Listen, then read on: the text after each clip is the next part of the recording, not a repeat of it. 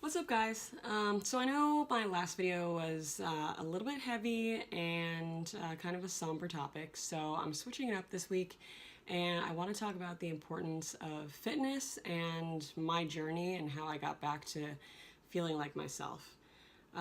So when I ended my treatments, I was probably 80 pounds. I was very, very underweight, and I always played sports. I had tried everything from riding horses to tennis to basketball, field hockey, volleyball, etc., etc. Wasn't necessarily good at any of those things, but I was definitely pretty active.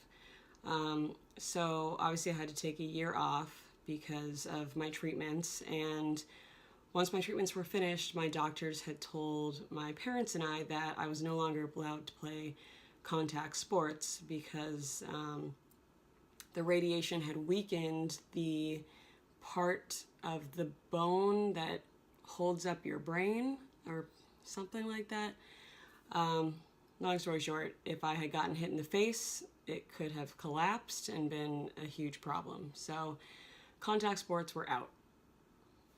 So because I was so underweight, the doctors had given us a few suggestions about how to get me back to a normal weight for my height and for my age. In addition to eating whey protein and oatmeal and a lot of carbohydrates, they also suggested working with a weight trainer. So a family friend of ours had been working out with this trainer named Chris, who owns his own private studio in New Hampshire, and she had asked him if he would be willing to work with me. So once I got back to school, it was definitely a transition period for me. And again, because I couldn't play contact sports, what's left? So one day I was in gym class, and our gym teacher happened to also be the track coach.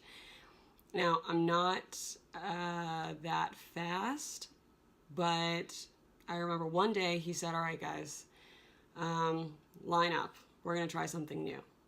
I saw two standards and a mat that looked like it had been in the back of someone's garage for a very long time.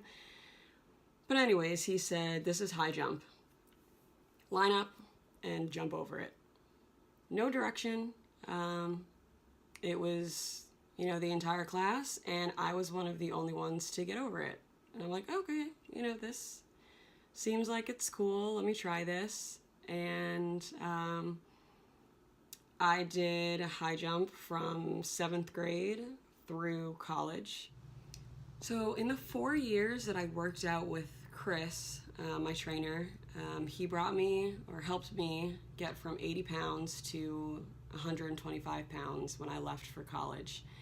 And during that time, I was competing in high jump. I actually started at a public school, and then I transferred to a private school my junior year, and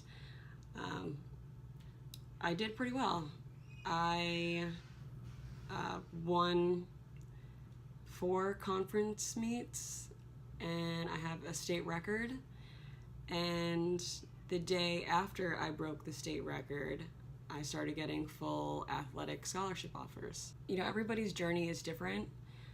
Mine was really long.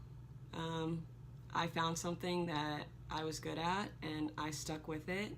And for me, I was lucky. I found something that helped me get back to some sort of normalcy.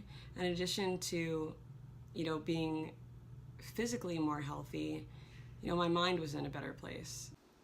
I know working with a personal trainer isn't necessarily typical. I was super fortunate to have someone who was willing to work with me. And I think that, fitness is important. Once the chemo and the radiation shock your system, it's almost like having to start over. It causes you, your body to be really, really weak. And there are other ways to regain your strength, even if you don't have access to a trainer or someone to work out with. You know, I'm not necessarily very inspired by the girls that I see on Instagram who are fitness models.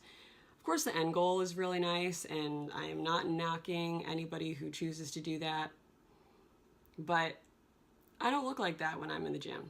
I don't have my hair down. I'm not wearing a push-up bra. I'm sweating. I definitely don't look cute, and yeah, it's kind of painful, but that's what you have to do. You got to put in the work.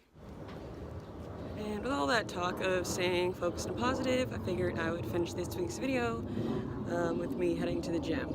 It is freezing today, but spring is around the corner, and I bought some new crop tops that I need to wear. So see you next week.